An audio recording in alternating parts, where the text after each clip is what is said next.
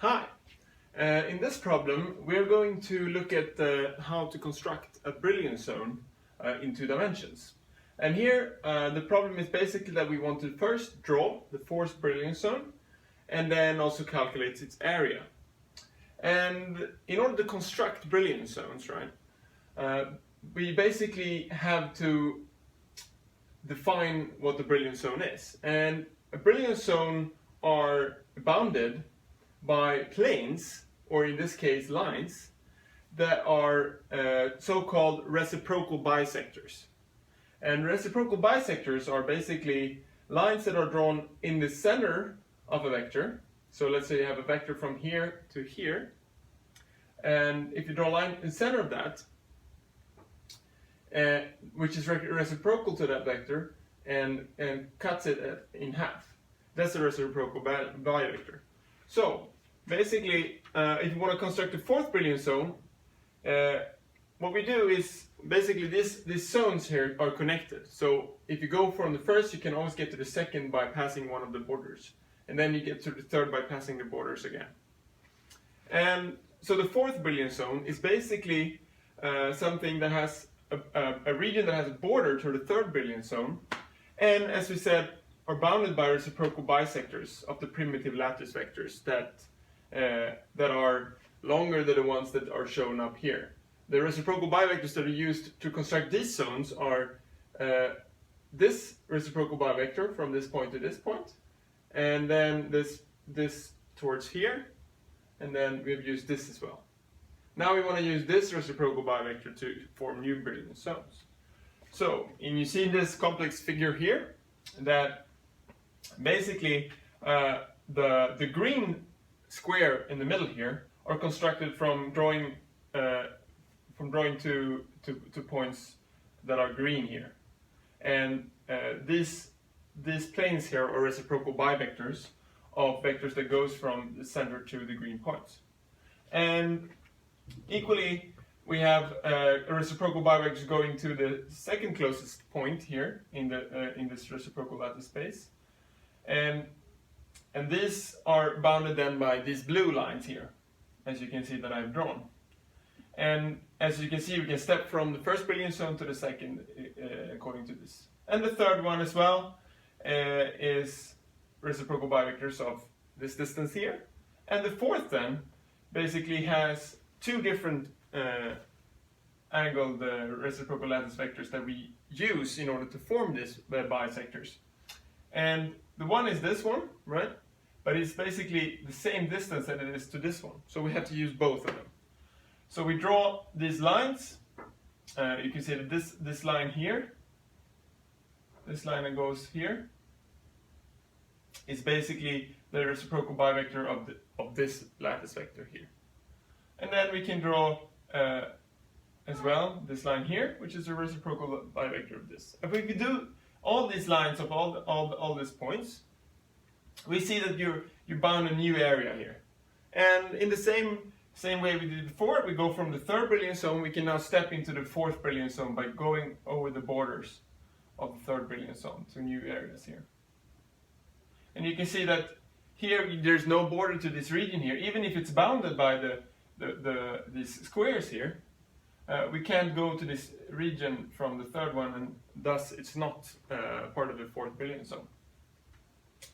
And in order to calculate its area, we just use the fact that all Brilliant zones will have the same area. So the area of the first Brilliant zone is simply, so this is the lattice vector spacing, right, which is b, so the area is b squared. And using that, we also know that the fourth Brilliant zone has the area b squared.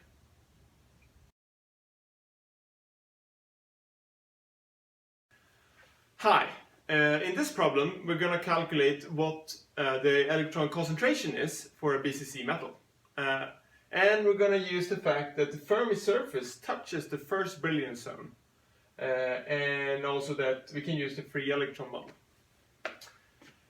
In order to do that, first we have to realize that the Brilliant zone, the first Brilliant zone for a BCC lattice is a FCC Wigner site cell. And for this Wigner site cell, basically the shortest distance to the Brilliant Zone border, or the border of this Wiener side sail, would be halfway towards the first, halfway through the first primitive lattice vector, or any primitive lattice vector for an FCC. And this lattice vector for an FCC is, this parameter is 2 pi over a times this, and if we divide by 2, we get this relation here. And calculating the length of this vector, we get square root of 2 times pi over a. So this will be the length from the center of the Brilliant Zone to the border, or the shortest distance, so to say. And here we're going to use the relation. We're going to use the relation that in order to get the Fermi vector, or the Fermi surface where the Fermi surface touches the Brilliant Zone, we're going to calculate what the Fermi k vector is, right? And the Fermi k vector can be derived by using the fact that the number of electronic states in the system is, it's 2 for the number of spins times the volume of the states within KF, and divided by 8 times the volume of each state, since the 8 comes from that this includes the whole sphere, but this one only includes a allowed state which has possible values, positive values. So we multiply by 8 to get basically this one divided by 8 would be the volume of the allowed states, and this one would be the volume for each state. And by using this, we can get that the Fermi wave vector is basically 3 pi 2 n, which is electronic density, and they're taking the square root of that. And in order to calculate then C, we have to put this relation. We want to put the Fermi k vector equal to this minimum k vector to the border. And we do that by putting this relation together. And here you can simply see that the A cancels out. And then we get the relation for Z, which is square root of 2 pi over 3, which equals 1.48. So it means basically that we have approximately 1.5 electrons per atom.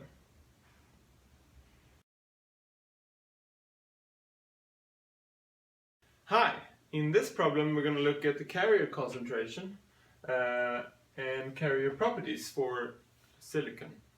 And here are some data for silicon. N here stands for the electron concentration, and P stands for the hole concentration. And the product of these two is equal to 2.1 times 10 to the 19 centimeters to the minus 6. And you can also see the mobilities here for electrons and holes, and also the band gap. We know the band gap at 300 Kelvin. So we're interested in calculating what the intrinsic carrier concentration is for A, and then for B we want to calculate what the product N times P is at 340 Kelvin, and then at C you want to calculate what the intrinsic resistivity is for silicon at room temperature. So in order to answer A, the intrinsic carrier concentration, that is given when the hole concentration and the electron concentration is the same. That's the intrinsic carrier concentration.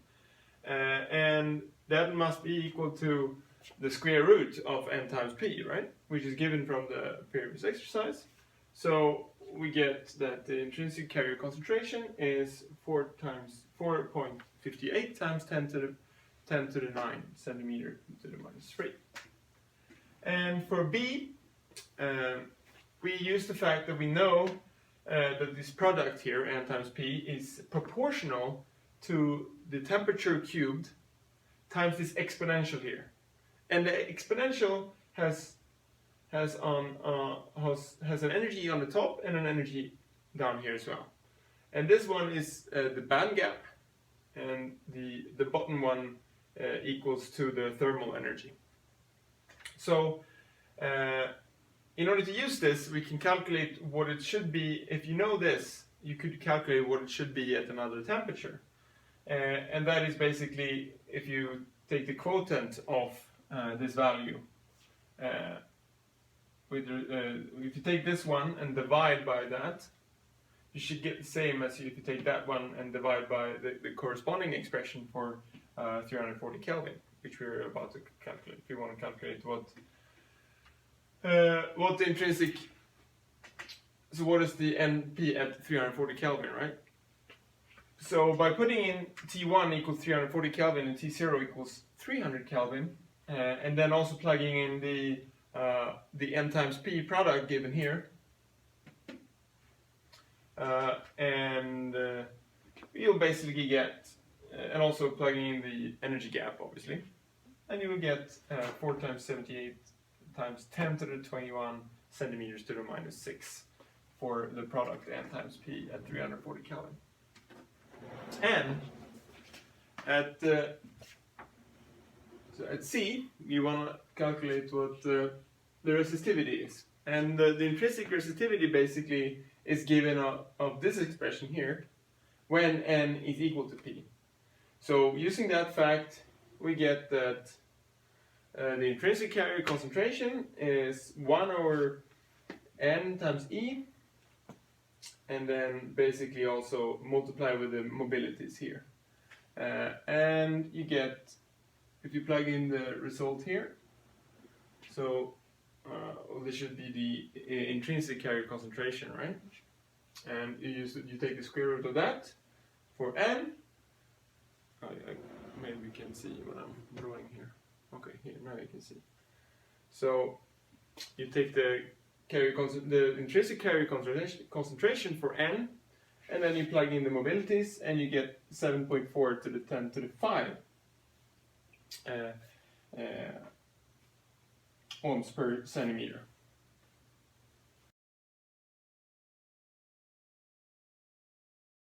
Hi, in this problem we're going to look at cadmium telluride.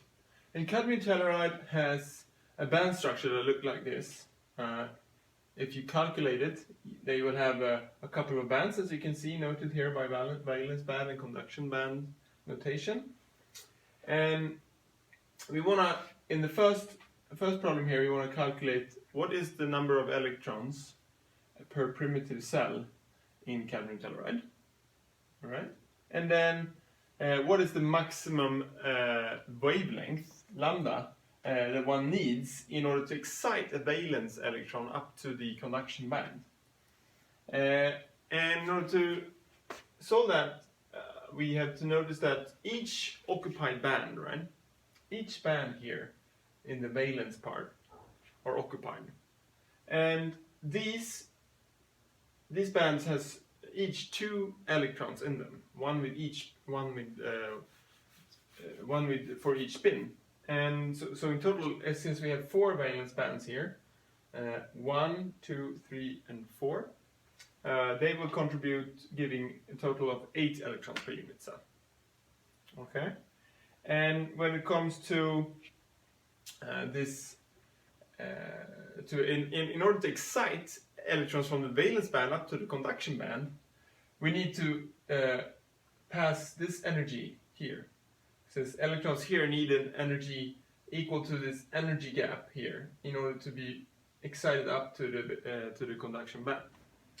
And so using this, so basically, so you want to excite an electrons from the B4V band to the B5C band. It says V here, but it's supposed to say C. And we actually need an energy which is roughly 1.7 eV, which you can read out from the diagram. And then that corresponds to a maximum lambda, which is C over the minimum frequency, and which is C times H, it's the Planck constant, divided by this energy gap, which is the minimum energy you need in order to pump the electrons up to the conduction band. and this gives you a maximum lambda which is 855 nanometers. Hi, in this problem we're going to try to calculate the ionization energy of arsenic donors in pure germanium. And you see that here we have a diagram where we have conductivity as a function of 1 over temperature. And look at the units here. And this is a logarithmic scale, and here you have Kelvin to the -1, right? And from this we want to calculate what is the energy, what is the ionization energy of the donors, given the diagram here. Yeah. In order to solve this, we first have to realize that, okay, since arsenic will give electrons to the conduction band, then we know that the number of conduction electrons are much more, there are more conduction electrons than there are holes. We can use the fact that this the conductivity is equal to the carrier density times the electronic charge times the mobility of electrons. And we're also going to use the fact that at low temperatures we can actually write this carrier concentration as this factor here times the exponential of, and here you can see that the ionization energy comes in here. And D here stands for the donors, and not stands for the initial concentration of germanium. And basically, now we can take, if we take the logarithm of both sides here, so we have this here, and we have that. So if you take the logarithm of that side and this side here, this one, we'll get this expression here. So you get the logarithm of the conductivity, and if you take the logarithm of the other part, you can divide it into different terms, and you can actually see that the term containing the ionization energy at low temperatures, this will be the highest contributing part. Since at low temperature this blows up. So we can neglect the other terms actually when we look at the logarithm of the conductivity. And so let's take the derivative of the logarithm of the conductivity with respect to 1 over t. So that will actually correspond to something like the slope here, right? So if we do that, we get minus 2 kV, let's see. Well, basically if you do that and multiply that with this part here, you will get the ionization energy on the side. That means that we can just look at the slope here. Basically we can, wait, you can't see this. Okay, so now you can see. Here. So what I said was basically that you take the derivative here with of the logarithm of the conductivity and with respect to 1 over t, because that's what we had in our plot here and down there. And if you do that and multiply with this term here, you get the ionization energy. So by taking out the slope here in this graph, you can calculate the slope in this region here and define it as k. Then basically you can say that the ionization energy from the diagram is equal to, in terms of electron volts, so we divide by E here. So it will be the slope, which comes from here, right? Okay. But then since we are having the natural logarithm here, and the scale is in units of the power of 10, right? Then we have to scale with the factor logarithm of 10 here. And you divide by multiply with the slope, which you can determine from from the diagram, and you get in the end 2.02 electron volts.